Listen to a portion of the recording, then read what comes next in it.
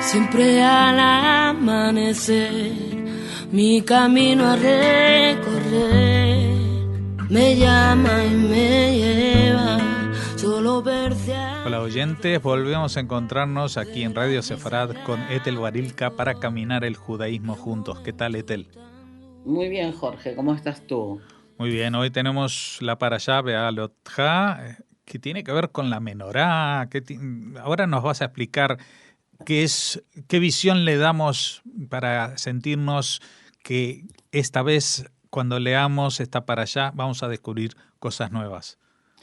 Bueno, mira, me gustó la observación que hiciste. El gran desafío, como yo siempre digo, es tratar de encontrar cada vez algo con el que podamos conectarnos, ¿no? En la lectura de la parashá. Y la interpretación que hacemos tiene que ver muchas veces con el momento personal en el que estamos viviendo, así como con nuestra profesión o con nuestra pertenencia, con muchas miradas diferentes que podemos darle al mismo texto. En la parashá de Be'alot Ha, como dijiste bien, hay un tema que es la menorá, que sería la primer parte de la parashá, que tiene que ver con la menorá y tiene que ver con el servicio de los Kohanim, con el servicio de los sacerdotes. Y la segunda parte, a la que también quisiera referirme tal vez un poco más, que tiene que ver con las quejas del pueblo durante la travesía en el ejército, en el desierto, ¿sí? Uh-huh. Entonces tenemos aquí dos ejes que vamos a ver si podemos encontrarle a lo mejor alguna vinculación. La primera parte creo que es interesante marcar que la palabra Be'alotha viene del verbo la'alot, ascender o subir, ¿sí? Uh-huh. Y el versículo comienza con Be'alotha et hanerot, cuando hagas ascender las velas, ¿no? Que es un verbo un poco extraño porque nosotros todos sabemos que las velas uno las enciende o las arregla o yo qué sé, o las coloca, pero la utilización de la raíz del verbo la'alot, del verbo hacerlas ascender, es sumamente interesante, como que el Cohen no solo tiene una función que tiene que ver con el encendido técnico de las velas, sino que su preocupación parecería tener que estar ligada con el hecho de que la luz de alguna manera ascienda. Y en ese sentido también podemos interpretar esto simbólicamente, ¿sí? Uh-huh. O sea, como una elevación sería.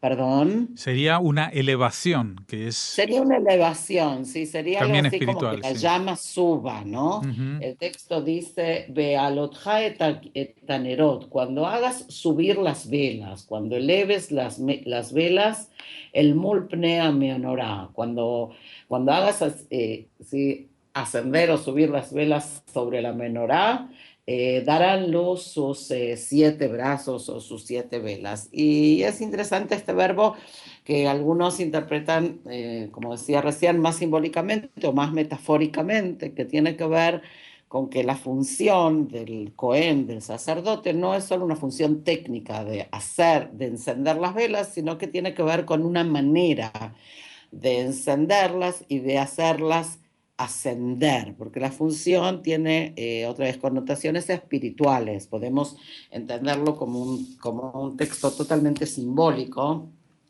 que la función del Cohen tiene que ver con hacer ascender esa luz simbólica y espiritual, ¿ok? Eso, si te parece, sería una primera mirada sobre el nombre de la parashá. Uh-huh. Y yo quisiera detenerme un poquito sobre la segunda parte de la parashá, que habla de un drama, yo diría, que acontece ahí entre Dios y el pueblo, y entre el pueblo y Moshe. Y plantea la parashá que el pueblo de Israel se quejaba. Estaban como mitanenim, se quejaban de manera muy pesada, podríamos decir, ¿sí? Ante los oídos de Dios. Por supuesto que esto de los oídos es únicamente simbólico, y es un poco una sensación de que el pueblo está a ver, como cuando uno se siente un pobre desgraciado, una persona abandonada, como que se queja de Dios se queja ante Dios con una queja así muy amarga, ¿no? Ujú. ¿Y de qué se queja? Se queja de la difícil experiencia que vive en el desierto. Hasta tal punto es difícil esa situación que el pueblo pierde un poco las proporciones y extraña la esclavitud, ¿no? Siente añoranzas por esa situación de esclavitud, extraña, dice el texto, el pescado que comía en Egipto. Eh, y parecería que un poco esa añoranza le hace olvidar que para poder comer ese pescado que seguramente no comía, el pueblo había sufrido años de esclavitud. Como si el momento tan difícil que el pueblo está viviendo en el desierto, podríamos decir como que un poco flaquea su fe, ¿sí? ¿En qué sentido flaquea su fe? En decir, como que no tengo la seguridad de que Dios me va a dar lo que necesito y por lo tanto me quejo, porque si yo tuviera la seguridad absoluta de que Dios va a proveer aquello que necesito, no estaría quejándome, ¿sí? No sé si este punto está claro. Ujú. Y es interesante que es esta generación, la generación del desierto, la que se queja tanto, como que justo una generación que es la que va a ver los milagros más grandes, que va a ver las plagas, que va a ver la salida de Egipto, que va a ver el, el parteaguas del Mar Rojo. Ante semejantes milagros, uno podría decir, bueno, esta tiene que ser una generación de muchísima fe. Y sin embargo, vemos que es una generación muy humana, como que algunos comentaristas también señalan el hecho de que la presencia de los milagros no necesariamente es la que refuerza la fe. O sea, el milagro puede reforzar un éxtasis religioso de un momento determinado, pero no necesariamente la fe a largo plazo. Y este es un dato importante porque vamos a ver esta tensión permanente entre la confianza y la fe absoluta por un lado y por el otro la queja permanente hacia Dios, ¿sí?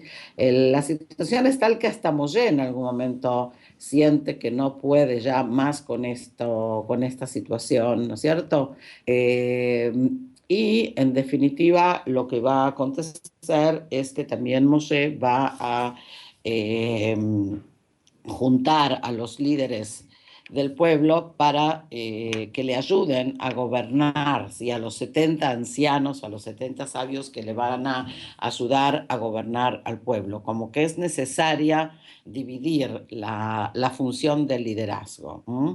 Y de esto también hay algo importante que aprender, y es que a veces hasta el más grande de los líderes necesita compartir ese liderazgo y no puede hacerlo solo. ¿Mm? Ujú. Si me permites, avanzamos un poquito más, ¿te Claro, parece? claro.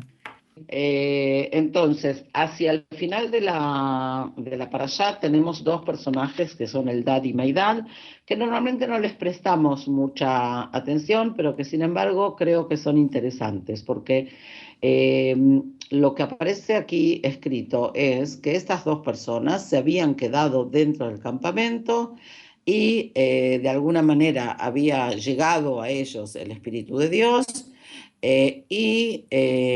estaban profetizando en uno de los extremos o en uno de los puntas, podríamos decir, del campamento. Viene Josué, el ayudante de Moshe, de Moisés, a decirle o a quejarse o a protestar ante Moshe porque estas dos personas están profetizando. Como si la tarea de profetizar fuera una tarea que solo Moshe puede hacerla. Sin embargo, lo que es interesante aquí es ver la respuesta de Moshe. Moshe como líder no se siente en absoluto amenazado por el hecho de que haya otras dos personas que están también profetizando en el campamento y su respuesta es muy sencilla. Amecanea tali, ¿acaso tú celas por mí a estos hombres? quien pudiera y todos los seres humanos o todos los miembros del pueblo tuvieran la posibilidad de profetizar y de que el Espíritu de Dios esté sobre ellos. Y creo que esta es otra lección de liderazgo, y es que Moshe no teme perder su privilegio especial de la profetización y compartir esta posibilidad con otras personas. Moshe sabe quién es, está seguro de su vínculo con Dios y no tiene ningún problema no se siente amenazado por la competencia, si podemos decirlo así, o no tiene ningún problema de ego, ¿sí?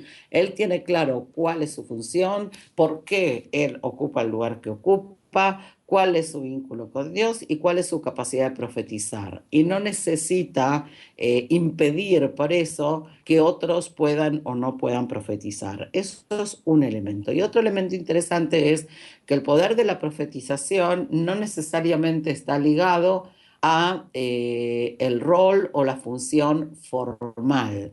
No necesito ser un jefe de tribu, no necesito ser Moshe, no necesito ser un sacerdote, ni necesito ser parte de la élite del pueblo para tener esta conexión con Dios. Todos, ¿sí?, pueden tener este vínculo con Dios y todos pueden, por lo tanto, llegar a profetizar. Eso es lo que está de alguna manera enseñándonos Moshe a través de esta respuesta. Y creo que es algo muy importante porque es como que Moshe se siente tan seguro de su lugar que no tiene temor a ser prescindible. O sea, el líder muchas veces no percibe cuándo es el momento en que ya no es necesario. Moshe, en este caso, parecería darnos una lección de modestia, y sabemos que Moshe es un personaje sumamente modesto a lo largo de toda su historia, de que él tiene claro de que cuando termine su función, tiene que bajar de la escena. En ese sentido, gran parte de los líderes, incluso de los educadores, no caigamos solo en los grandes líderes, no tienen muy claro que su éxito se logra cuando ya la gente no los necesita. O sea, muchas personas trabajan más para satisfacer su propio ego que para satisfacer las necesidades del pueblo que ellos piensan o dicen estar sirviendo. No sé si esta idea ha quedado clara. Ha quedado clara para nosotros, sí. Yo no sé si para los políticos está muy claro eso, porque generalmente es algo que en muchos países que conozco no se aplica. Pues muchas gracias, Ethel Barilka, por habernos ayudado otra vez a caminar el judaísmo junto a ti y ver estos rincones, visiones ópticas, ángulos nuevos sobre estas lecturas que año tras año volvemos a repetir, pero cada vez de una manera novedosa. Muchas gracias y hasta la próxima vez. Hasta la próxima, Jorge.